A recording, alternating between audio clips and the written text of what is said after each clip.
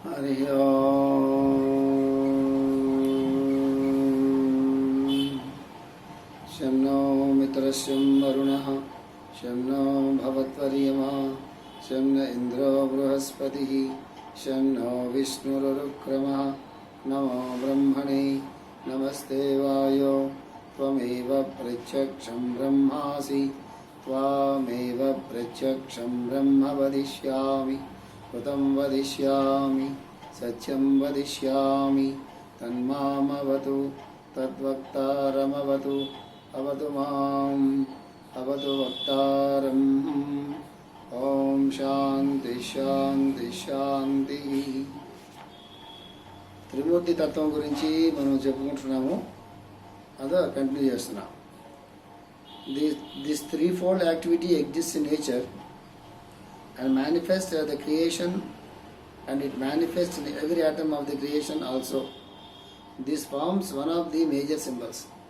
అంటే ఈ త్రిమూర్తి ఆత్మకంగా ఉన్నటువంటిగా త్రిమూర్తి అంటే రజస్సు తమస్సు సత్వగుణం ప్రధానంగా ఉండే ప్రిన్సిపల్స్ ఏవైతే వర్క్ చేస్తున్నాయో దాని ఆధారంగా చేసుకునే సృష్టి స్థితి లయములు జరుగుతున్నాయి. ఈ మూడిటికి మూడు మూర్తులుగా బ్రహ్మ విష్ణు మహేశ్వరుల్ని త్రిమూర్తుల్ని ఒక సింబల్స్గా క్రియేట్ చేయడం జరిగిన సుమా అని చెప్తున్నాము. ఈ సృష్టి స్థితి లయం అనేటటువంటిది మొత్తం బ్రహ్మాండంలో ఉండేటటువంటి మొత్తం సృష్టిలో మాత్రమే కాకుండా ప్రతి అణువులో కూడా జరుగుతూ ఉంటుంది సుమా ఇది అని ఇక్కడ మాస్టర్ గారు చెప్పారు. The four faces of the creator Brahma is another aspect of the symbolism. బ్రహ్మదేవుడికి 4 తలకాయలు ఉంటాయి కదా, ఎందుకు 4 తలకాయలు ఉంటాయనేది కూడా సింబాలిజంలో కూడా ఒక పార్టే సుమా అని చెప్తున్నారు మాస్టర్ గారు. The 4 arms of Vishnu is another aspect of the same symbolism. అలాగే బ్రహ్మగారికి 4 తలకాయలు ఉన్నట్టుగానే విష్ణువుకి కూడా 4 భుజాలు 4 చేతులు ఉన్నట్టుగా ఉన్నది కూడా సింబాలిజంలో ఒక భాగమే సుమా అని చెప్తున్నారు. When we remember that this creation manifests through 4 stages of utterance, the fourth of which is the manifest universe. So understand why the creator is described as 4-faced symbolism. అంటే 4 అవస్థల్లో, అంటే ఇక్కడ జాగ్రత్త అవస్థ, స్వప్నావస్థ, తురియావస్థ, జాగ్రత్త స్వప్న తురియ, 4వది గుర్తుకొస్తుంది సడన్గా మర్చిపోతున్నా, సుషుప్తావస్థ. ఈ 4 అవస్థలు అట్లాగే వైఖరి వాక్కు, అట్లా 4 వాక్కులు, చత్వారి వాక్ పరిమిత పదాని అని మనకి సరస్వతంలో కూడా శ్లోకం ఉంటుంది. అది తర్వాత మాస్టర్ దీన్ని ఎక్స్ప్లెయిన్ చేసే ఉంటారు. ఎక్స్ప్లెయిన్ చేయకపోయినట్లయితే నేను ఎక్స్ప్లెయిన్ చేస్తాను. ఈ 4 వాక్కులుగా పరా పశ్యంతి మధ్యమ వైఖరి వాక్కులు కదా, పరా పశ్యంతి మధ్యమ వైఖరి వాక్కులు. ఈ పరా పశ్యంతి మధ్యమ అనేవి 3 గుహా త్రేణీతాం నాంగయంతి అని చెప్తారు సరస్వతంలో. అంటే పరాపశ్యంతి మధ్యమ వాక్కులు 3 వెనక ఉండిపోతాయి, గుహలో ఉండిపోతాయట. వైఖరి వాక్ మాత్రమే బయటకు వస్తుంది. అంటే వైఖరి వాక్ అంటే ఏంటంటే మనం దేనైతే ఇప్పుడు మనం మాట్లాడుతున్నామో దాన్ని వైఖరి వాక్ అంటారు. నేను మాట్లాడుతుండగా మీరు వింటూ ఉన్నారు కదా, మీరు మాట్లాడుతున్నట్లయితే నేను వింటూ ఉంటాను. ఏ వాక్ అయితే అంటే భావంలో నుంచి భాష పుట్టి, భాషలో నుంచి వాక్కు పుట్టి అది మన ద్వారా బయటకు వస్తుంది కదా, దాన్ని వైఖరి వాక్ అంటారు. సృష్టి కూడా ఎట్లాగైతే పరాపశ్యంతి మధ్యమ అనే 3 లోపల ఉండిపోయి వైఖరి వాక్ ఒకటే మనకి పైకి వ్యక్తం అవుతుందో, అట్లాగే సృష్టి కూడా 4వ వైఖరి వాక్కుగా సృష్టి అంతా కూడా వస్తుంది సుమా అని చెప్తున్నారు. దీన్ని మాస్టర్ గారు చాలా బాగా ఎక్స్ప్లెయిన్ చేస్తారు, తర్వాత లెక్చర్స్లో వస్తుంది కాబట్టి నేను అక్కడికి వెళ్ళట్లేదు. సో తర్వాత ఖచ్చితంగా మాస్టర్ గారు చాలా చాలా గొప్పగా ఎక్స్ప్లెయిన్ చేశారు, అప్పుడు మీకు తెలుస్తుంది.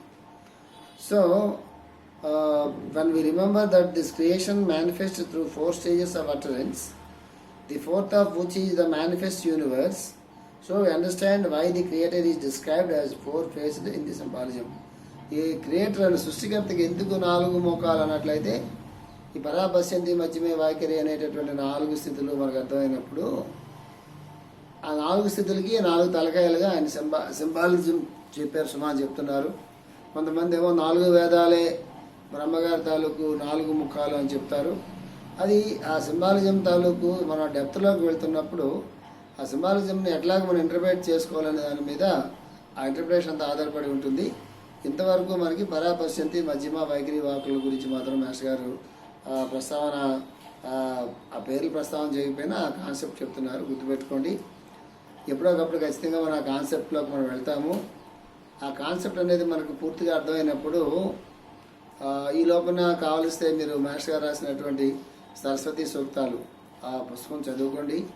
అందులో మాస్టర్ గారు చక్కని తాత్పర్యం, చక్కని వివరణ కూడా ఇచ్చారు. సింపుల్గా వివరణ ఇచ్చారు. అసలు సరస్వతి సూక్తాన్ని ప్రతిరోజు మనం చదువుకోవడం కూడా చాలా అవసరం. అదే అది స్వరంతో ఉంటుంది. స్వరంతో చదువుకోవాలంటే ఎవరైనా మనకు నేర్పించాలి. అది అంత సులువైన వ్యవహారం కాదు అది. అందువల్ల కనీసం ఆ పుస్తకంలో మనం ప్రింట్ చేసాం కాబట్టి ఆ సరస్వతి సూక్తాలని, ఆ రుక్కుల్ని మనం ప్రతిరోజు చదువుకుంటున్నప్పుడు ఆ శ్లోకాల్లో ఉండేటటువంటి మంత్రశక్తి ఏదైతే ఉంటుందో అది శబ్ద తరంగాలుగా మన శరీరంలో మన బయట కూడా అది ప్రవహించి అది ఒక మంచి జ్ఞానాన్ని మనకి కలగడానికి ఉపయోగపడుతుంది. అది మాస్టర్ గారు అలాగే సరస్వతి సూక్తాలు రాశారు. ఆయన విష్ణు సూక్తాలు రాశారు. రుద్ర నమ్మకానికి మాస్టర్ గారు రుద్ర సూక్తం అని పేరు పెట్టి రుద్ర నమ్మకానికి మాస్టర్ గారు చక్కటి వివరణ ఇచ్చారు. అట్లాగే మాస్టర్ గారు విష్ణు సహస్రనామాలకి వ్యాఖ్యానం మాస్టర్ గారు చెప్పారు. లలితా సహస్రనామాలకి మాస్టర్ గారు వ్యాఖ్యానం చెప్పారు. కానీ అవన్నీ నామాలకి నా దగ్గర కొన్ని నామాలకు మాత్రం వ్యాఖ్యానం ఉన్నది, కొన్ని నామాలు లేవు. కాబట్టి నేను ఆ పుస్తకం ప్రింట్ చేయలేదు. చక్కగా శ్రీ జిఎల్ఎన్ శాస్త్రి గారు 4 వాల్యూమ్స్ అనుకుంటాను లలితా సహస్రనామానికి వ్యాఖ్యానం వారు రాయటం జరిగింది. అట్లాగే మాస్టర్ గారు సుపర్ణ సూక్తానికి అద్భుతమైనటువంటి వివరణ వ్యాఖ్యానం మాస్టర్ గారు ఇచ్చారు. అట్లాగే అస్యవామస్య రుక్కులని మాస్టర్ గారు మాకు 73-74 ప్రాంతంలో అనుకుంటాను అది అద్భుతమైనటువంటి వ్యాఖ్యానం ఇచ్చారు. కానీ అది రికార్డ్ చేయడం అనేది మనకు జరగలేదు. నోట్సెస్ రాసుకున్నటువంటి ఏలన్ రావు గారు లాంటి వారు నోట్సెస్ రాసుకున్నా కూడా తర్వాత అవి అంత మొత్తం వివరణతో పుస్తకం తీసుకురావడం అనేది తీసుకురాలేకపోయాం మేము. అది ఒక లోటు మనం నిజం చెప్పాలన్నట్లయితే. ఏదైనప్పటికీ కూడా ఆ సూక్తాలు ఏవైతే మాస్టర్ గారు రాశారో అశ్విని సూక్తం కానీ, సుపర్ణ సూక్తం కానీ, రుద్ర సూక్తం కానీ, తర్వాత సుపర్ణ సూక్తాలు కానీ శుభ్రంగా చదువుకోండి.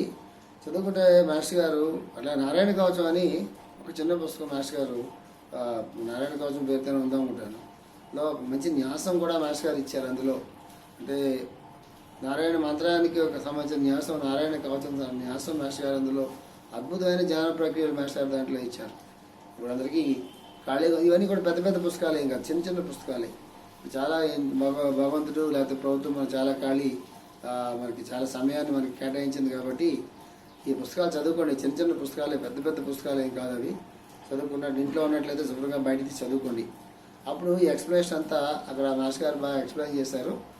ఇందులో కూడా ఎక్స్ప్లెయిన్ చేస్తారు, కానీ అంతవరకు నేను ఇన్ఫర్మేషన్ ఇస్తున్నాను. Okay. The whole creation is described as an uttered word of the creator which exists in 4 stages of utterance, just as these words we utter are uttered in 4 stages. Master explain చేయడం మొదలు పెడుతున్నారు. ఎట్లా మొదలు పెడుతున్నారు అంటే the whole creation is described as an uttered word of the creator. Uttered word అంటే ఉచ్చరించబడినటువంటి వాక్కుగా ఈ మొత్తం ఈ బ్రహ్మ అది సృష్టికర్తలో నుంచి ఉచ్చరించబడిన వాక్కుగా ఈ సృష్టి అంతా కూడా బయటకు వచ్చింది సుమా అని చెప్తున్నారు. మొట్టమొదట which exist in 4 stages of utterance, just as these words we utter are uttered in 4 stages. ఇది 4 స్టేజెస్లో ఉంటుంది. మనం ఒక వాక్ని, ఒక శబ్దాన్ని మనం ఉచ్చరించామంటే అది 4 స్టేజెస్లో ఉంటుంది. ఆ వాక్ అనేటటువంటిది అది 4వ స్టేజ్లో మాత్రమే వైఖరి వాక్గా బయటకు వస్తుంది సుమా అని ఇక్కడ చెప్తున్నారు. ఇఫ్ వి సే, ఇక్కడ మాస్టర్ ఎక్స్ప్లెయిన్ చేస్తున్నారు, ఇక్కడ ఎక్స్ప్లెయిన్ చేస్తున్నారు. If we say this is a chalk piece, it is one stage of utterance which we call the vocal language sentence, which indicates the 4th stage of utterance. చాలా చక్కగా master explain చేస్తున్నారు. అంటే ఒక వాక్కు మనం ఉచ్చరిద్దామని అనుకుంటున్నప్పుడు 4 స్టేజెస్లో ఈ వాక్కు బయటకు ఎట్లా వస్తుంది అంటే చెప్తున్నారు. This is a chalk piece, ఇది ఒక సుతం ముక్క అని మనం చెప్పాం. చిన్న ఎగ్జాంపుల్ అని ఏదైనా ఎనీ వర్డ్ ఇది సుతుముఖ అని చెప్పినటువంటి వర్డ్ ఏంటంటే ఈ 4 స్టేజెస్ అంటే పరాపశ్యంతి మధ్యమ వైఖరి వాకులు అనుకుంటున్నాం కదా. ఈ 4 మొట్టమొదటి పశ్యంతి తర్వాత మధ్యమ ఆఖరిది వైఖరి అనమాట. ఈ వైఖరి వాక్కే ఇది. This is a chalk piece అని చెప్పడం. దీని ఏం పేరు పెట్టారు మాస్టర్ గారు? This is a chalk piece is one stage of utterance which we can call the vocal language sentence which indicates the fourth stage of utterance. దీనికి ఒక పేరు పెట్టారు. ఏ పేరు పెట్టారు? Vocal language sentence. ఈ 4వ వైఖరి వాక్కి అని ఇంగ్లీష్లో పెట్టిన పేరేంటి? Vocal language sentence. వోకల్ అంటే బయటికి పలకటం. బయటికి పలకడం అంటే ఇప్పుడు మీతో నేను తెలుగులో మాట్లాడుతున్నాను.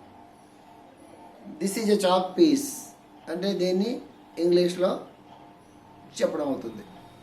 సో మనం బయటికి చెప్తున్నామంటే మనం ఏ లాంగ్వేజ్ సంబంధించి ఉంటామో ఆ లాంగ్వేజ్లోనే మన తాలూకు భావాన్ని వ్యక్తీకరిస్తాం. కాబట్టి vocal plus language plus sentence అంటే ఉచ్చరించేటటువంటిది ఒక భాష ద్వారా మన భావాన్ని ఒక భాష ద్వారా మనం వ్యక్తీకరిస్తున్నటువంటి దాన్ని ఏం చెప్పారు మాస్టారు? వోకల్ లాంగ్వేజ్ సెంటెన్స్ అని చెప్పారు. Which indicates the fourth stage of utterance. 4వ స్థితిలో ఉన్నటువంటి అటరెన్స్ని ఉచ్చారణటువంటిది ఈ వోకల్ సెంటెన్స్ అని చెప్తున్నాను. చాలా జాగ్రత్తగా ఇది మీరు ఫాలో అవ్వాలి. సింబాలిజం అర్థం చేసుకోవడంతో పాటుగా ఈ సింబాలిజంని పెద్దలు ఎందుకు తీసుకొచ్చారు అనేటటువంటిది దాని మీద మనకి అవగాహన పెరగాలి. అంటే 4వ వాక్గా బయటకు వచ్చిందంటే మిగతా 3 వాక్లు లోపు ఉంటాయని చెప్తారు కదా. సో బయటకు ఒక మాట మనం మాట్లాడుతున్నామంటే దీని వెనక 3 స్థితులు దాటి 4వ స్థితిలోకి వచ్చిందని చెప్తున్నప్పుడు దీన్నే మనం ధ్యానంగా కూడా మార్చుకోవడానికి అవకాశం ఉంటుంది. ఈ ధ్యానానికి సన్లైట్ని మెడిటేషన్ చేయండి, లేకపోతే ఒక లోటస్ని మెడిటేషన్ చేయండి, లేకపోతే ఒక జ్యోతిని మెడిటేషన్ చేయండి, లేకపోతే ఒక వెలుగుని మెడిటేషన్ చేయండి అని చెప్పినప్పుడు అక్కడ ఏదో మీకు ఒక ఆధారం ఉంటుంది ధ్యానం చేయడానికి. ఇక్కడ ఆధారం ఏమి ఉండదు. వాక్కి ఆధారం ఏముంటుంది? వాక్ని మీరు ఎట్లాగా వాక్కి ఫార్మే ఉండదు కదా. అందువల్ల దీన్ని మన భావనతో కూడినటువంటి ధ్యానాన్ని మనం ఎస్టాబ్లిష్ చేసుకోవాలి. ఈ భావన అనేది కేవలం భావన ఒకటే కాదు. ఈ భావన ఎప్పుడైతే దాని మీద ఆ సమన్వయం అనేది మనకు కుదిరిందో దాని వెనక ఉండేటటువంటి సిగ్నిఫికెన్స్ మనకు తెలిసిందో, ఎందుకు సింబాలిజంని పట్టుకొచ్చారు పెద్దలు అనేది తెలిసినప్పుడు మనం లోపలికి వెళ్ళడం అలవాటు చేసుకోవాలి. వాక్ బయటికి వచ్చిందంటే మాస్టర్ తర్వాత ఎక్స్ప్లెయిన్ చేస్తారు. ఎలాగూ ముందు నేను క్లూ ఇస్తున్నాను. అంటే నేను చెప్తున్నప్పుడే మీరు ఆ రకంగా దాన్ని అర్థం చేసుకుని క్రమంగా వెనక్కి వెళ్ళడం అనేటటువంటిది, అంతర్ముఖంగా వెళ్ళడం అనేటటువంటిది ప్రాక్టీస్ చేయాలి.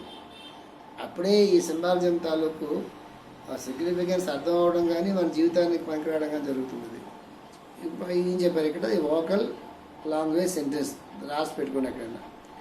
This is a chalk piece I should utter in my mind. Therefore the sentence exist previously in my mind in the form of language mental sentence. అదవుతుందా? This is a chalk piece అని పైకి చెప్పినప్పుడు చెప్పాలనేటటువంటి భావన ముందు మనకి మనసులో కలగాలి కదా. అప్పుడు చెప్తున్నారు మాస్టర్. అంటే ఒక వాక్ బయటికి మనం చెప్పాలంటే, ఏదన్నా బయటికి మనం మాట్లాడాలనేటటువంటి ఒక భావన అనేటటువంటిది మనకు ముందు మనసులో రావాలి. ఏం చెప్తున్నారు?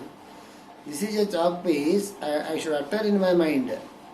Therefore the sentence exist previously in my mind in the form of language mental sentence which is the previous stage of utterance. అంటే ఒక విషయం చెప్పాలన్నట్లయితే మనకు మైండ్లో ఒక లాంగ్వేజ్లో ఫార్మ్ అవ్వాలి. నేను మీతో మాట్లాడుతున్నాను, ఉదాహరణకి ఏం మాట్లాడాలో అనేటటువంటిది ముందు నాకు మైండ్లో ఫార్మ్ అవ్వాలి. మీరేనంతే, మీరు ఏదైనా మాట్లాడుతున్నప్పుడు ఏం మాట్లాడదాం అనుకుంటున్నారో అది మీకు మైండ్లో ముందు ఫార్మ్ అవ్వాలి. నెక్స్ట్ ఏ లాంగ్వేజ్లో మీరు మాట్లాడదాం అనుకుంటున్నారో ఆ లాంగ్వేజ్లో ఆ సెంటెన్స్ ఫార్మ్ కావాలి. ఇది ఇక్కడ నాకు ఏం పేరు పెట్టారు మాస్టర్ గారు? Language mental sentence. ఇందాకది వోకల్ లాంగ్వేజ్ సెంటెన్స్, అది వోకల్తో పాటు లాంగ్వేజ్ సెంటెన్స్. ఇక్కడ వోకల్ తీసేశారు, ఏం పెట్టారు ఇక్కడ? Language mental sentence. అంటే మనస్సులో ఒక భావం అనేటటువంటిది ఒక భాషలో ఫార్మ్ అవుతుంది. ఒక వాక్యం అనేటటువంటిది, ఒక భావం అనేటటువంటిది ఒక వాక్యంగా ఫార్మ్ అయినప్పుడు ఒక లాంగ్వేజ్లో ఫార్మ్ అవుతుంది. దాన్నే మనం బయటికి చెప్తాం. ఇప్పుడు నేను తెలుగులో చెప్దాం అనుకుంటున్నాను అనుకోండి, ఇంగ్లీష్లో నేను చెప్పలేను. దీన్ని ఇంగ్లీష్లో కూడా చెప్పాలనేటటువంటి భావం నాకు కలిగినప్పుడే అదే వాక్యాన్ని నేను ఇంగ్లీష్లో చెప్పగలుగుతాను.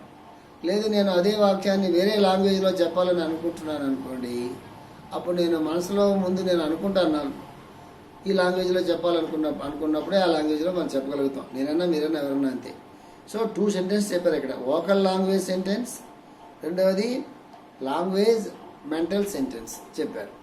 అంటే వ్యక్తీకరించబడేటువంటి వాక్యము వ్యక్తీకరించబడడానికి ముందు ఒక లాంగ్వేజ్లో ఆ భావం అనేది మైండ్లో ఫార్మ్ కాదు, which is the previous stage of utterance. Before that, the sentence exists in the form of a thought. It can be called a thought sentence which exists in the second stage of utterance. ఈ లాంగ్వేజ్లోకి రావడానికి ముందు మనకి ఒక thought ఉంటుంది, ఒక ఆలోచన ఉంటుంది, ఒక సంకల్పం ఉంటుంది, ఒక ఆలోచన ఉంటుంది. దానికి లాంగ్వేజ్ తెలియదు. అక్కడ లాంగ్వేజ్ ఉంటుంది. అక్కడ ఏముంటుంది? కేవలం ఒక థాట్, ఒక ఆలోచన మాత్రమే ఉంటుంది.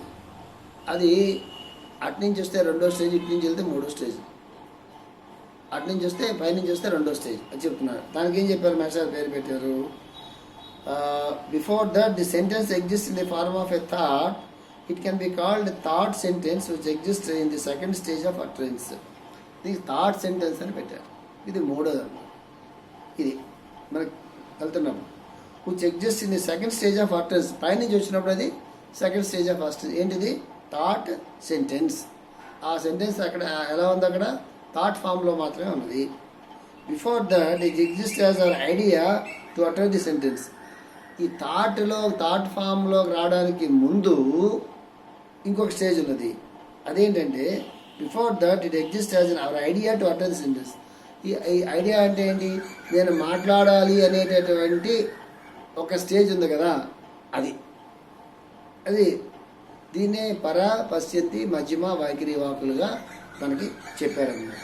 So the idea exist with us and before that the idea has not come out into our mind and we exist without the idea. ఇది అర్థం చేసుకోవడం అనేటటువంటిది కొంచెం కష్టమైనటువంటి కాన్సెప్ట్. ఇది చాలా కష్టమైనది అర్థం చేసుకోవడం. కష్టంగా ఉన్నటువంటి వాటిని సులువుగా అర్థమయ్యేలాగా చెప్పడం అనేటటువంటిదే మాస్టర్ ఈకే గారి తాలూకు ప్రత్యేకత. ఈ సెంటెన్స్ నేను ఎక్స్ప్లెయిన్ చేస్తాను మీకు. So the idea exist with us and before that the idea has not come out into our mind and we exist without the idea. The idea exist with us and before that the idea has not come out into our mind. ఒక సంకల్పం ఉన్నది, కానీ అది ఇంకా ఐడియాగా before that the idea has not come out into our mind. ఒక సంకల్పం ముందు మొట్టమొదట అది ఇంకా మన మనస్సులోకి రాలేదు. ఇది ఉంది, ఎగ్జిస్ట్ అవుతుంది వెనక, కానీ మన మనసులోకి రాలేదు. And we exist without the idea. ఈ ఐడియా లేకుండా కూడా మనం ఉండగలుగుతున్నాం సుమా అని చెప్తున్నారు. అంటే ఏంటి? ఇక్కడ చిన్న సూక్ష్మం ఏంటంటే, ఇది మాస్టర్ గారు చెప్పింది చాలా మాటలు. మన సంకల్పాలన్నీ మనం చేస్తున్నాము, మన ఊహలన్నీ కూడా మనం చేస్తున్నాము, ఐడియాస్ అన్నీ కూడా మనమే ఫ్రేమ్ చేసుకుంటున్నాము. ఎవరైనా పరిశోధన చేసినప్పుడు పరిశోధన తాలూకు ఫలితాలన్నీ కూడా వాళ్ళ మేధస్సుల నుంచి వస్తున్నాయి. ఇవన్నీ మనం అనుకుంటూ ఉంటాం కదా. ఇక్కడ మాస్టర్ గారు ఏం చెప్తారంటే, ఇప్పుడు ఉదాహరణకి 7:30 అయింది. 7:30 నాకు ఐడియా వచ్చింది. ఈ ఐడియా నాకు 7:25 ఎందుకు రాలేదు? 7:30 ఎందుకు వచ్చింది? ఒక ఐడియా నాకు వచ్చిన తర్వాత నేను తెలుసుకుని ఐడియా ప్రకారంగానే నేను ప్రవర్తిస్తున్నానా? ఐడియానే నేను క్రియేట్ చేస్తున్నాను. ఐడియానే మనం క్రియేట్ చేయడం అనేది సత్యమైనప్పుడు చాలా గొప్ప గొప్ప సంకల్పాలు, గొప్ప గొప్ప ఐడియాస్ మనం క్రియేట్ చేసేసుకోవచ్చు కదా. అసలు మనకు వచ్చిన ఐడియాని ఒక క్షణం ముందు, ఒక నిమిషం ముందు, ఒక సెకండ్ ముందు, ఒక గంట ముందు ఎందుకు మనం ఐడియాని తెచ్చుకోలేకపోయాం మనసుకి? ఇది ప్రశ్న. దీన్ని పొడుపు కథలాగా శ్రీకృష్ణుడు భగవద్గీతలో నీకు ఏది గుర్తు రావాలో, నువ్వేది మర్చిపోవాలో అదంతా నేనే చేస్తాను సుమా, అది నా చేతుల్లో ఉంటుందని చెప్తాడు. అది చిన్న పొడుపు కథలాగా ఉంటుంది. సో ఇది ఒక పెద్ద సైన్స్. ఇది మీరు పెద్ద పెద్ద సైంటిస్టుల తాలూకు, చాలా పెద్ద సైంటిస్టులు అంటే చిన్న చిన్న సైంటిస్టుల గురించి నేను చెప్పట్లేదు, చాలా పెద్ద పెద్ద సైంటిస్టులు అంటే కొన్ని వేల సంవత్సరాల పాటు వాళ్ళ పరిశోధనలు భూమి మీద ఉండిపోతాయి అనుకునే సైంటిస్టుల తాలూకు బయోగ్రఫీస్ మీరు చదివినట్లయితే చాలామంది ముక్త కంఠంతో ఏం చెప్తారో తెలుసా మీకు? ఎలా పరిశోధన చేస్తున్నాను, కొన్ని సంవత్సరాలు దాని పరిశోధన చేశాను, ఇలా చేస్తూ చేస్తూ చేస్తూ చేస్తూ ఉంటుండగా సడన్గా ఒకరోజు నాకు ఒక ఫ్లాష్ వచ్చింది, అదే నా ఇన్వెన్షన్ చెప్తారు వాళ్ళు. కొంతమంది నిద్రలో నాకు వచ్చింది, కొంతమంది నాకు బాత్రూంలో ఆ ఫ్లాష్ వచ్చింది, లేకపోతే నేను వాకింగ్ చేస్తున్నప్పుడు నాకు ఆ ఫ్లాష్ వచ్చింది అని చెప్పి వాళ్ళు అంటే ల్యాబొరేటరీలో పరిశోధన చేస్తారు చాలా సంవత్సరాలు. దాని మీద అదే తపస్సు అంటే దాని మీదే మనస్సు పెట్టి, త్రికరణ శుద్ధిగా దాని మీదే మనస్సు పెట్టి ఖచ్చితంగా సరైన అవుట్పుట్ తీసుకురావాలి, ఏదో ఒక ఇన్వెన్షన్ చేయాలి మనం, ఇది మానవ జాతికి ఉపయోగపడాలనే అనేటటువంటి తపనే కదా వాళ్ళలోంచి ఆ పరిశోధన చేస్తుంటుంది. వాళ్ళేం చెప్తారంటే ఈ పరిశోధన చేస్తూ ఉంటుండగా ఆ ప్రాసెస్లో సడన్గా నాకు ఒక రోజు ఒక ఫ్లాష్ వచ్చింది. ఆ ఫ్లాష్ ఎక్కడ వచ్చింది? ఇది చాలామందికి ఆ ఫ్లాష్ ల్యాబొరేటరీలో కాదు వచ్చింది. చాలామందికి మీరు బయోగ్రఫీ చదవండి, చాలామందికి ఆ ఫ్లాష్ వాళ్ళు స్నానం చేస్తున్నప్పుడు, లేకపోతే రోడ్డు మీద నడిచి వెళ్తున్నప్పుడు, లేకపోతే మాట్లాడుకుంటున్నప్పుడు సడన్గా ఫ్లాష్ వస్తుంది. ఆ ఫ్లాష్ ముందే రావచ్చు కదా. కొన్ని కోట్ల రూపాయలు ఖర్చు పెట్టి, కొన్ని సంవత్సరాల టైం అంతా ఖర్చు పెట్టి అంత పరిశోధన చేసినప్పుడు ఆ ఫ్లాష్ ముందే రావచ్చు కదా. ఇక్కడ రెండు రకాలుగా అర్థం చేసుకోవచ్చు. వాళ్ళు ఎట్లాంటి ఒక సంకల్పాన్ని వాళ్ళు చేశారో, ఆ సంకల్పం వరకు ఉన్నటువంటి ఒక మంచి ఉద్దేశం ఏదైతే ఉన్నదో, దాంట్లో వాళ్ళు చేస్తున్నటువంటి కృషి ఏదైతే ఉన్నదో, దాని వెనక వాళ్ళ తాలూకు పట్టుదల, శ్రద్ధ ఏదైతే ఉన్నదో, అది పెట్టి వాళ్ళు పనిచేస్తున్నప్పుడు ఇదంతా ఏమంటాం మనం? మానవ ప్రయత్నం అంటాం. 100% మానవ ప్రయత్నం చేయాలి, గుర్తుపెట్టుకోండి. 100% మానవ ప్రయత్నం చేయాలి. దైవానుగ్రహం అనేటటువంటిది ఎప్పుడు వస్తుందో అనేటటువంటిది ఎవరి చేతుల్లోనే ఉంటుంది. అంటే పరిశోధన చేస్తుండగా రిజల్ట్ ఎప్పుడో వస్తుంది రిజల్ట్. సాధారణంగా రిజల్ట్ వస్తుంది ఆ సంకల్పాన్ని అనుసరించి. కానీ సడన్గా ఫ్లాష్ ఉంది కదా, అది ఎప్పుడు వస్తుంది ఎవరికి తెలియదు. దాన్ని మనం టెక్నికల్గా దైవానుగ్రహం అనుకుంటాం, కానీ దాని పురుష ప్రయత్నం, మానవ ప్రయత్నం 100% ఉండాలి. ఇక మహాభారతంలో కూడా మానవ ప్రయత్నం చాలా ఇంపార్టెంటా, దైవానుకూల ఇంపార్టెంటా అంటే అసలు మానవ ప్రయత్నం లేదే దైవానుకూలత రాదు సుమా అని చెప్తారు మహాభారతంలో. అంటే మానవుడిగా పుట్టాం కాబట్టి మొట్టమొదటి ఖచ్చితంగా మనం మానవ ప్రయత్నమే చేయాలి. ఆకాశంలో చూసి ఆయన ఏదో చేస్తాడని కూర్చోరు. అంటే పెద్దవాళ్ళు ఎవరు అట్లా కూర్చోలేదు. రాముడు అట్లా కూర్చోలేదు, కృష్ణుడు అట్లా కూర్చోలేదు, అర్జునుడు అట్లా కూర్చోలేదు, పురాణాల్లో మహావీరులు ఎవరు అట్లా కూర్చోలేదు. రాజకీయ ఫ్రీడమ్ మూమెంట్లో కూడా తమ ప్రాణాలని ఒడినటువంటి ఆ త్యాగమూర్తులైనటువంటి మహావీరులైనటువంటి వాళ్ళు, స్వాతంత్ర యోధులు ఎవరు కూడా అట్లా కూర్చోలేదు. ఇప్పుడు కూడా ఎవరు అట్లా కూర్చోరు. ప్రపంచానికి పనికొచ్చేటటువంటి వాళ్ళు ఎప్పుడు కూడా వాళ్ళ ప్రయత్నాన్ని వాళ్ళు ఎప్పుడు ఆఫ్ చేయరు. దైవానికి ఒక నమస్కారం చేసి వాళ్ళ ప్రయత్నాలు వాళ్ళు చేస్తూనే ఉంటారు. బద్దకిస్తులు అయినటువంటి వాళ్ళు, నిజమైన ఆధ్యాత్మికతను అర్థం చేసుకున్నటువంటి వాళ్ళు, పెద్దలు రాసినటువంటి గ్రంథాలను చదువుకున్నటువంటి వాళ్ళు, ముఖ్యంగా కరడుగట్టిన స్వార్థం మాత్రం ఉన్నటువంటి వాళ్ళు, వాళ్ళ కర్తవ్యాన్ని చేయటం మాని పైకి చూసి అంతా ఆయనే చూసుకుంటారండి, మందే ఉందని చెప్తారు. ఇది థియరీ ఆఫ్ ఎస్కేపిజం అంటాం దీన్ని మనం. అది కుదరదు. యోగులు ఎవరు అట్లా చేయరు, మహాత్ములు ఎవరు అట్లా చేయరు, అవతారమూర్తులు ఎవరు అట్లా చేయలేదు, ఋషులు ఎవరు అట్లా చేయలేదు. సమర్పణ బుద్ధి అనేటటువంటిది మన బతకానికి వేరే పదం కాదు. అది సమర్పణ బుద్ధి అనేటటువంటిది వేరు. పనులు నువ్వు చేసిన తర్వాత రిజల్ట్ వచ్చినప్పుడు ఈ పని అంతా నేను చేశాను కాబట్టి ఇలాంటి ఫలితం వచ్చిందనేటటువంటి కర్తృత్వాన్ని ఆపాదించుకుంటామే, దాన్ని ఆపాదించుకోకుండా తన పని తాను చేసుకుంటూ ప్రశాంతంగా వెళ్ళేటటువంటి వాడికి ఆ సమర్పణ బుద్ధి అనేటటువంటిది అంటే ఏంటో అర్థమవుతుంది. సో ఇక్కడ మనకి అర్థం కావాల్సింది ఏంటంటే, సంకల్పాలు మనం చేస్తున్నామని చెప్పి మనం అనుకుంటున్నప్పుడు కూడా సంకల్పం మనకు వచ్చిన తర్వాత మనకు తెలుస్తుంది అనేటటువంటి దాన్ని మనం యాక్సెప్ట్ చేసి తీరాలి. లేదు ఇవన్నీ నా సంకల్పాలే అనుకున్నాం అనుకోండి, తప్పేం లేదు. సంకల్పం మంచిదైనప్పుడు తప్పేం లేదు. అలాంటప్పుడు ఎందుకు ఇలా చేసావంటే, ఏంటంటే సడన్గా అట్లా అనిపించిందండి, నేను అనుకోలేదండి నేను ఎందుకు చెప్తున్నాను, అది కూడా నేను యాక్సెప్ట్ చేయాలి. అది కూడా యాక్సెప్ట్ చేయాలి. అది మనం యాక్సెప్ట్ చేయం కదా. అప్పుడేం చెప్తాం మనం, ఏంటంటే అట్లా అనుకోలేదండి, ఇన్స్టింక్ట్ అలా వచ్చేసిందండి, సడన్గా నా కంట్రోల్లో నేను లేనండి, ఐఎమ్ సారీ అంట. ఐఎమ్ సారీ అని ఎన్నిసార్లు చెప్తామా మనం జీవితం మొత్తం మీద?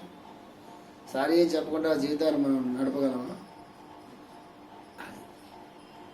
ఇక్కడ పెద్ద సైన్స్ ఉన్నది. ఈ ఆలోచనలు సంకల్పాలు ఎక్కడి నుంచి మనకు వస్తున్నాయి, ఎట్లా వస్తున్నాయి అంటే, కుళాయి తిప్పామనుకోండి, కుళాయి తిప్పితే అందులో బోధ నీళ్ళలాగా వస్తున్నాయి అనుకుందాం. కాసేపు కుళాయి తాలూకు హెడ్ మారిస్తే బురద నీళ్ళు రావడం మానేస్తాయా? మానే కదా. కొత్త కుళాయి తెప్పించి కొత్త హెడ్ తెప్పించి పెట్టామనుకోండి, అది నీళ్ళు అవే నీళ్ళు వస్తాయి. కొత్త హెడ్ తెచ్చిపెట్టినా అదే వస్తాయి, పాత హెడ్ తెచ్చిన పాత కుళాయిలోంచి అవే నీళ్ళు వస్తాయి. ఎందువల్ల ఈ నీళ్లు ఈ కుళాయిలోంచి రావట్లేదు, కుళాయిలోంచి ట్యూబుల్లోంచి వస్తున్నాయి. ఈ ట్యూబ్లు ఎక్కడి నుంచి వస్తున్నాయి? మన ఇంటి పైన కట్టుకున్నటువంటి ఓవర్ హెడ్ ట్యాంక్లో నుంచి వస్తుంది. ఓవర్ హెడ్ ట్యాంక్లో బురద నీళ్ళు ఉంటే ఖచ్చితంగా మన కుళాయిల్లోకి మన బిందుల్లోకి ఆ బురద నీళ్ళే వస్తాయి. సో ఒక స్టెప్ వెనక్కి వెళ్ళాం కదా మనం. తర్వాత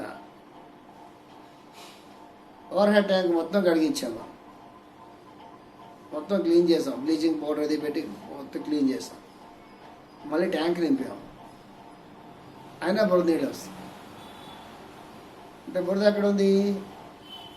బురద అనేటటువంటిది ఓవర్ హెడ్ ట్యాంక్లో పేర్కొంది తప్ప ఓవర్ హెడ్ ట్యాంక్ బురదను క్రియేట్ చేయట్లా. ఓవర్ హెడ్ ట్యాంక్లోకి నీళ్ళు ఎక్కడి నుంచి వస్తున్నాయో ఆ సోర్స్ ఉంటుంది కదా, ఆ సోర్స్లో బురద ఉంటే అదంతా కూడా ఓవర్ హెడ్ ట్యాంక్లో చేరుకుంటుంది. అప్పుడు ఏం చేస్తాడు చిన్న ప్లంబరు, ఓవర్ హెడ్ ట్యాంక్ ఇబ్బంది కాదండి, ఓవర్ హెడ్ ట్యాంక్లోకి ఎక్కడి నుంచి నీళ్ళు వస్తున్నాయో, సోర్స్ ఎక్కడి నుంచి వస్తుందో అక్కడ క్లీన్ చేయాలంటాడు.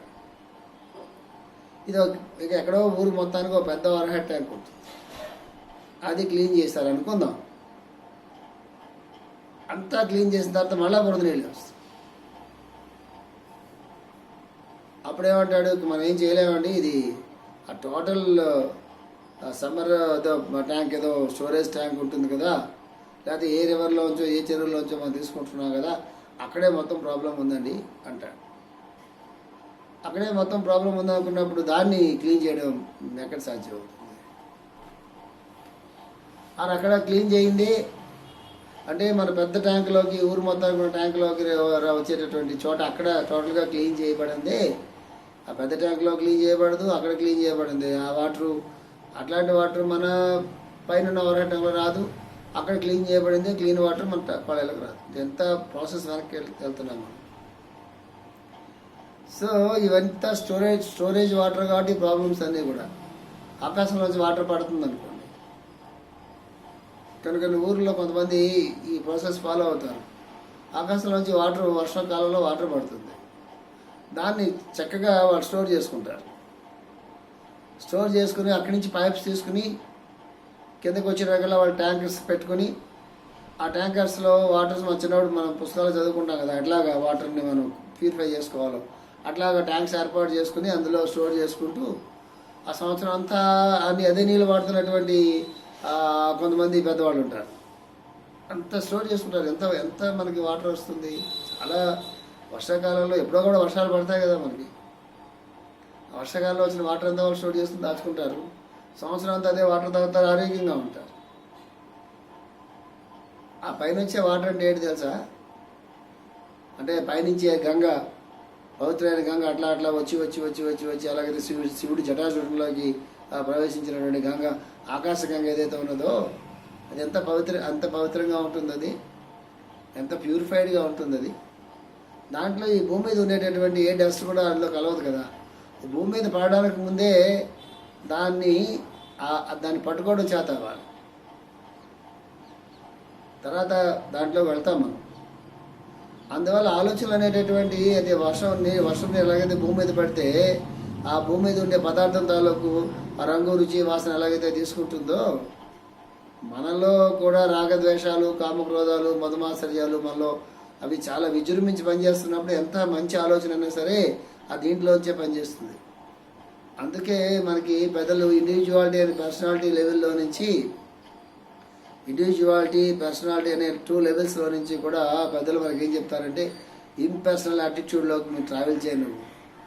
రాగద్వేషాలకి, కామక్రోధాలకి, మధమాశ్చర్యాలకి అతీతంగా ఉన్నటువంటి విశ్వప్రేమతో నువ్వు జీవితాన్ని నడిపించుకో, దివి సంకల్పాలతో జీవితాన్ని నడిపించుకో. నాకేమొస్తుంది అని కాకుండా నేను ప్రపంచం పట్ల ఎలా ప్రవర్తించాలి, ప్రపంచానికి నేను ఎలా సహాయపడాలి, నా బాధ్యతలు ఎట్లా నిర్వర్తించాలి, నా కర్తవ్యం ఎట్లా నిర్వహించాలి అనేటటువంటి ఒక భావన, ఉత్తమమైన భావంతో జీవితాన్ని నడుపుకుంటున్నప్పుడు అప్పుడు ఏవైతే మనం దిగువ లోకాలు, ఉత్తమ లోకాలు అనుకుంటామే, ఉత్తమ లోకాలు అంటే అర్థం ఏంటి మనకి, దిగువ లోకాలు అంటే ఏంటి, మూలాధారము, స్వాధిష్టానము, మణిపూరకం దిగువ లోకాలుగా మనం చెప్పుకుంటున్నాం. అనాహతము, విశుద్ధి, ఆజ్ఞ, సహస్రారము ఉత్తమ లోకాలుగా మనం చెప్పుకుంటున్నాము. ఈ ఫిల్టర్ పాయింట్ ఇది ఏది, అనాహత చక్రము, హృదయం అనేటటువంటిది. ఎమోషన్స్లో నుంచి, రాగద్వేషాల్లో నుంచి, మోహంలో నుంచి, నేను నాది అనే భావంలో నుంచి, నావారు అనే భావంలో నుంచి ఎప్పుడైతే ఈ ప్రేమ అనేటటువంటి దాన్ని మనం ఫిల్టర్ చేసుకుని, అంటే ఎట్లాగైతే వేసవకాలంలో బురదంతా కూడా కిందకి నట్టిపెట్టి ఆ సూర్యుడు స్వచ్ఛమైన నీటిని మాత్రమే బయటికి గ్రహిస్తాడో, ఇక్కడ ఇది ఫిల్టర్ పాయింట్ కాబట్టి ఉదయస్థానం మనకి ఇక్కడ ఫిల్టరేషన్ ఏంటంటే రాగద్వేషాలు, మధమాశ్చర్యాలు, ఈర్ష్యాసు ఇలాంటివన్నీ కూడా ఫిల్టర్ అయిపోయి పరిశుద్ధమైనటువంటి ప్రేమ, విశ్వప్రేమ అనేటువంటిది, జాలి, కరుణ అనేటటువంటిది, ఉత్తమ దివ్య సంకల్పాలు అనేటటువంటి మాత్రమే అవి బయటికి వెళ్ళినప్పుడు వాళ్ళకి వాక్శుద్ధి వస్తుంది, వాళ్ళకి వాక్ శక్తి వస్తుంది, వాళ్ళ వాక్కు ఋషి వాక్కుగా మారుతుంది. వాళ్ళకి దివ్య సంకల్పాలన్నీ కూడా ఇక్కడి నుంచి ఆజ్ఞాచక్రం దగ్గర దివ్య సంకల్పాలన్నీ కూడా అక్కడి నుంచి వస్తాయి. అంతరిక్షానికి మనకి సంబంధించిన ప్రజలన్నీ కూడా మనలోకి ప్రవేశించేటటువంటి మార్గం ఇది ఆజ్ఞాచక్రం. కాబట్టి అక్కడ ఆజ్ఞాచక్రానికి చుట్టుపక్కల అక్కడే 3వ కన్ను కూడా మనకు ఉంటుంది కాబట్టి, జ్ఞాన నేత్రం అనేది మనకు ఉంటుంది కాబట్టి ఆ విశ్వంలో, అంతరిక్షంలో ఉండే ప్రజ్ఞలు ఏవైతే ఉన్నాయో ఆ ప్రజ్ఞల్ని మనం గ్రహించగల శక్తి వస్తుంది. మన ఇంద్రియాలను మనం దమించగల శక్తి, ఆజ్ఞ అంటే కమాండ్ కదా, మన ఇంద్రియాలను మనం కమాండ్ చేయగల శక్తి వస్తుంది, మన థాట్స్ని మనం కమాండ్ చేయగల శక్తి వస్తుంది, మన ఆలోచనలు మనం కమాండ్ చేయగల శక్తి వస్తుంది, మన జీవితాన్ని మనం కమాండ్ చేయగల శక్తి మనకు వస్తుంది. మన జీవితాన్ని నిర్దేశించి, మన జీవితాన్ని మనం అనుకున్న ప్రకారంగా ప్రోగ్రామ్ చేసి ఆ ప్రకారంగా జీవించగలటువంటి ఒక సంకల్ప శక్తి వస్తుంది.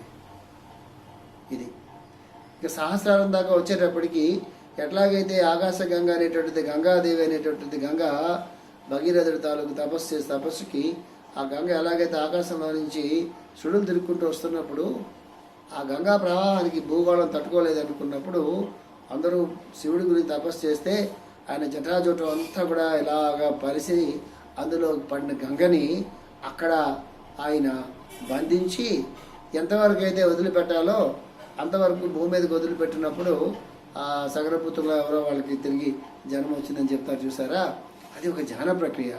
అంటే ఏంటి, ఆ పైనుంచి వచ్చేటటువంటి ఆ మహాప్రవాహం, శక్తి ప్రవాహం, అదే మనం మాస్టర్ గారి ప్రేయర్లో ది ప్లెంటీ ఆఫ్ ప్రాణ అని మనం చెప్పుకుంటాం కదా, అది పైనుంచి అది కిందకి వచ్చినప్పుడు అది సహస్రార చక్రం దగ్గర అది ఆగుతుంది అన్నమాట.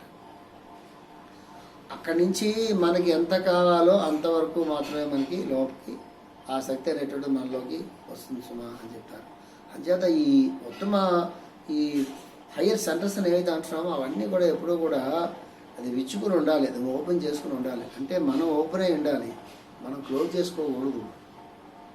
నా కుటుంబం ఏదో నా చిన్ని పంచకి శ్రీరామ రక్ష అంటారు కదా మన తెలుగులో, అట్లా నా సంపాదన, నా సుఖం, నా సౌఖ్యం, అది ఏదో భోగేసుకోవటం, ఇవి ఎంతసేపు మన చుట్టూరానే మనం ఒక గిరి గీసుకుని ఉంటున్నప్పుడు ఉత్తమమైన ప్రజ్ఞలు మనలో ఓపెన్ కావు. ఆ ఓపెన్ కావాలని మనం ధ్యానం చేసినా కూడా ఓపెన్ కావు. ఎందుకు? అక్కడ కూడా మన స్వార్థం ఉంటుంది. ఏదో సాధించేసుకోవాలనేటటువంటి ఒక కకృతి ఉంటుంది. ఎవరో కల్పించేస్తారు మనకనేటటువంటి ఒక కకృతి ఉంటుంది. జీవితంలో మనం చాలా ఎదిగిపోవచ్చు అనే ఒక కకృతి ఉంటుంది. వాళ్ళకు కూడా ఓపెన్ కావు. వాళ్ళ ఫీలింగ్స్ మాత్రం ఓపెన్ అవుతాయని. ఓపెన్ అవ్వాలంటే తప్పనిసరిగా మనం ఓపెన్ అవ్వాలి. 10 మందికి మనం ఉపయోగపడాలి. 10 మంది జీవితాలకి మనం ఉపయోగపడాలి. 10 మంది శ్రేయస్సు గురించి మనం పనిచేయాలి. లోకం కోసం పనిచేయాలి, సమాజం కోసం పనిచేయాలి. పరమ గురువులు మహాత్ములు అనేటువంటి వాళ్ళు ఏ మార్గంలో నడిచారో ఆ మార్గంలోనే మనం కూడా తథాగతులమై నడవాలి. అది. సో ఇదంతా ఎందుకు చెప్పుకుంటున్నామంటే, ఒక థాట్ రావడం అంటే అది మన వెనక స్వభావంలో నుంచి వస్తుంది. ఆ స్వభావం ఎట్లాగా ఫార్మ్ అవుతుంది మనకంటే, సత్వరజస్తమో గుణాల తాలూకు కాంబినేషన్తో ఆ స్వభావం ఫార్మ్ అవుతుంది. ఆ కాంబినేషన్ అందరికీ ఆ మూడే, సత్వము రజస్సు తమస్సు, ఈ 3 లక్షణాలే అందరిలోనూ కూడా ఉంటాయి.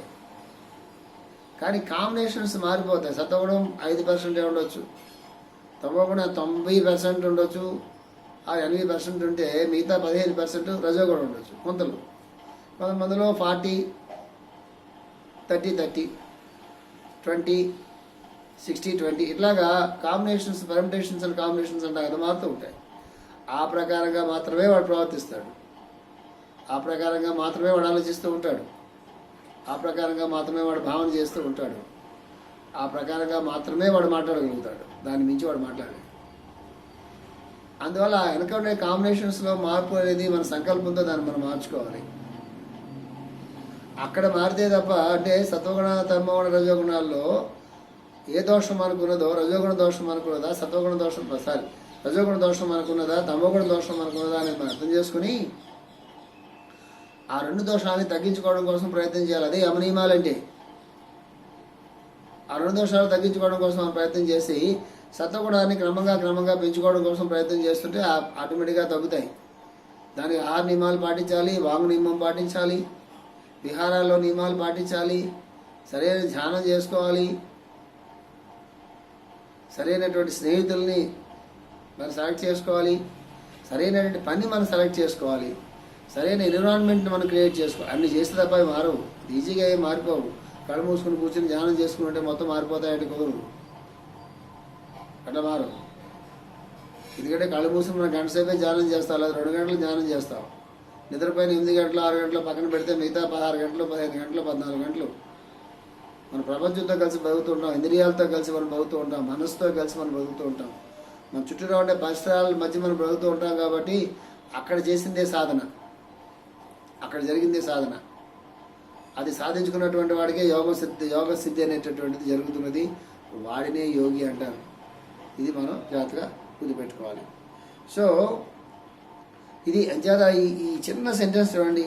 So the idea exist with us and before that the idea has not come out into our mind and we exist without the idea. So every sentence we utter exists in 4 stages.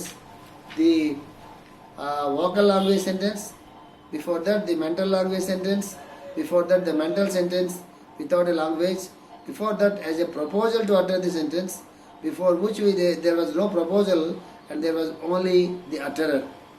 For every sentence we utter, these 4 stages exist. అది ఇది explain చేసిన కూడా మళ్ళీ explain చేయక్కర్లేదు.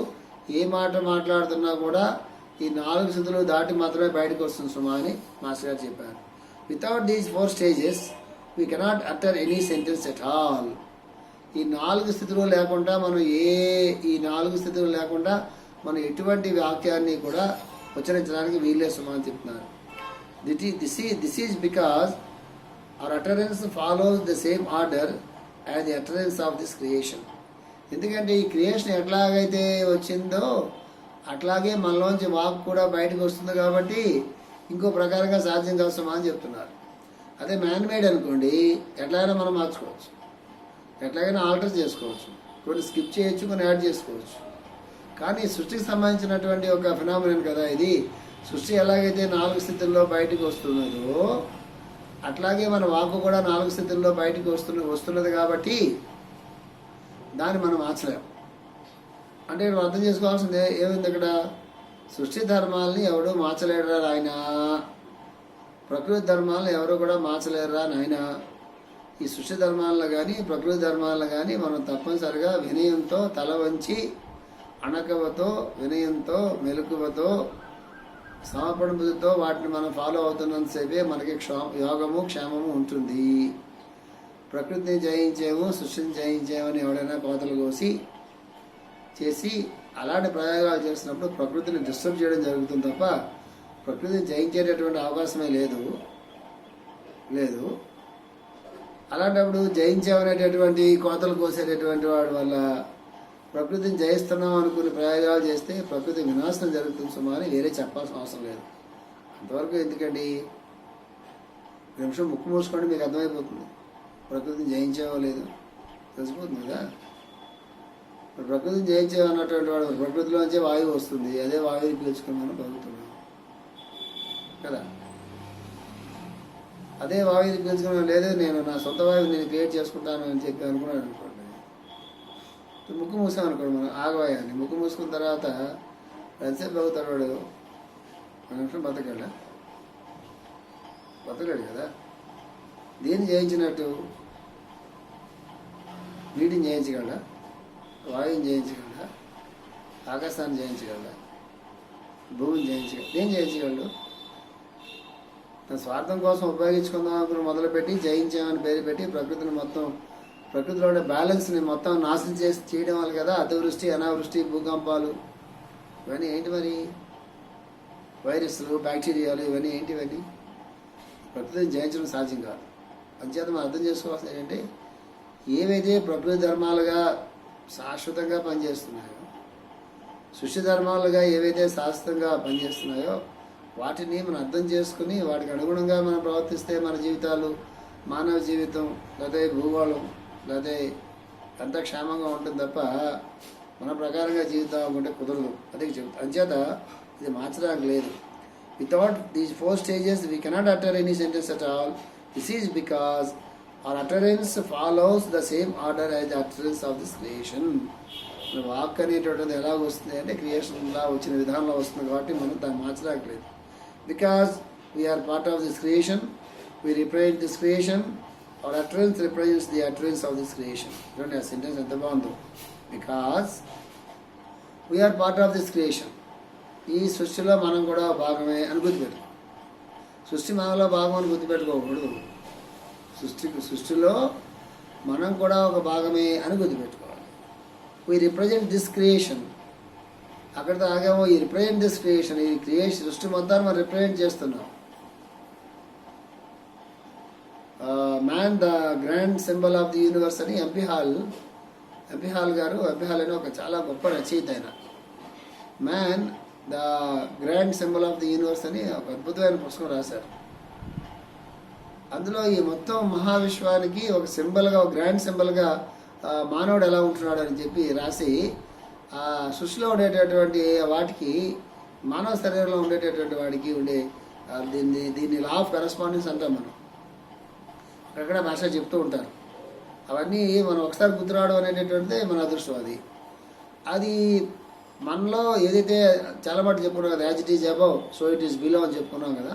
ఈ బ్రహ్మాండంలో ఏదైతే ఉందో అదే మనలో కూడా మొత్తం అంతా అదే ఉంది.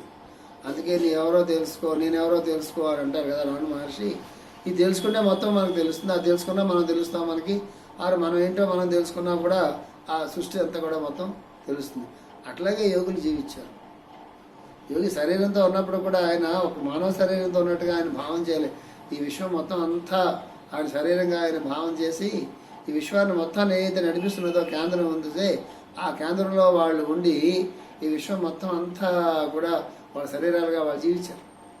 అన్నిటిలోకి ఉత్తమమైనటువంటి ధ్యానం అది. సో చెప్తున్నాను master, because we are a part of this creation, we represent this creation, our utterance represents the utterance of this creation. So ఏదైతే మనం వాక్కుగా బయటికి ఉచ్చరిస్తున్నామో అది కూడా సృష్టి అంతా ఎలా దిగి వచ్చిందో దాన్ని కూడా అది తెలియజేస్తుంది సుమా అని చెప్తున్నారు.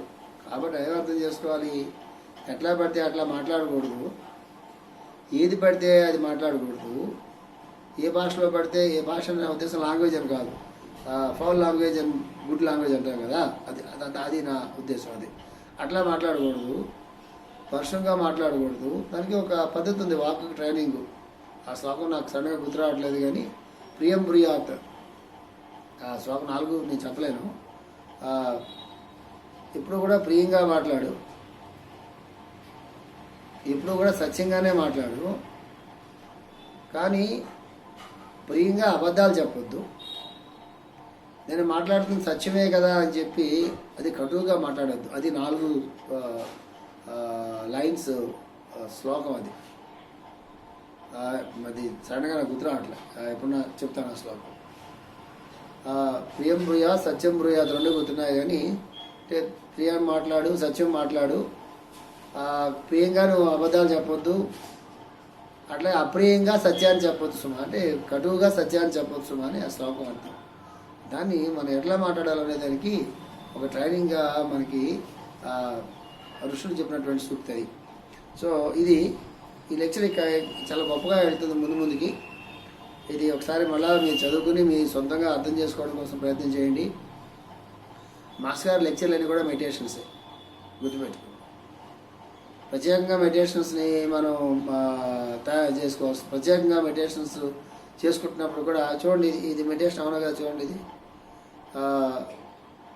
Hour utterance follows the same order as the utterance of this creation అయిపోయింది కదా. We are part of this creation.